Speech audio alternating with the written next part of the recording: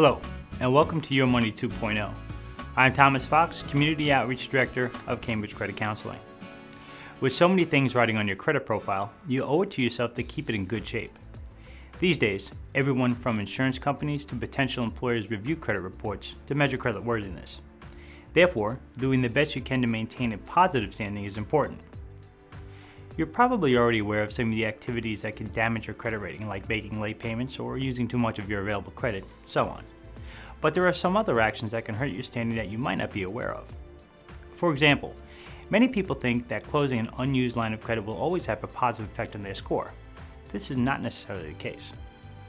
When you close an account, you often reduce the amount of credit you have available, which in turn lowers your score. 30% of your FICO score depends on the amounts owed category, which compares the amount of debt you have to the amount of your available credit.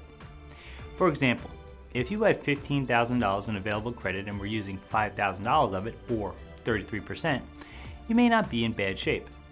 But if you were to close one of your cards, for instance one with a $5,000 limit that was charging you high interest, you'd be using 50% of your available credit.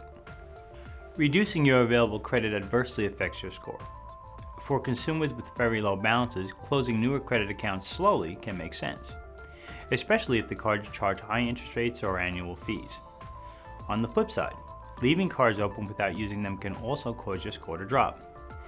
The FICO credit score looks at how recently information is reported, so if you have an account you haven't used in some time, the information regarding that account won't be calculated into your score. If you leave the card unused for a significant period of time, your credit may eventually close the card. Although it's not a negative move in and of itself, it may easily be misinterpreted by someone reading your report. Make sure you know your creditor's minimum usage policy so you can protect your open credit lines. Recently, Fair Isaac & Company adjusted the algorithm used to translate the information in your credit report into a 3-digit credit score. The new system, FICO 08, weighs data differently than it has in the past. While the system would prefer to see minimal usage of credit, it would rather see many low balances on several cards rather than 1 or 2 large balances for the same amount.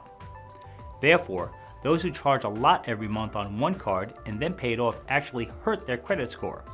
How? The FICO scoring system doesn't take the payments into consideration. All the scoring model recognizes is that each month you're charging large amounts on an account. Finally, taking on new credit affects your score in 2 ways. First, the inquiry generated by applying for a new account will slightly reduce your score. However, the larger concern is how the new line of credit lowers the average age of your credit history. For instance, let's say you've had a single credit card for 10 years, but opened 2 new accounts during the past 12 months. The scoring system would average the length of time of all the accounts, making it appear that you've only managed credit for 4 years. How? Well, first it would factor in 120 months for the longest held card. Then, it would consider 12 months for each of your new cards.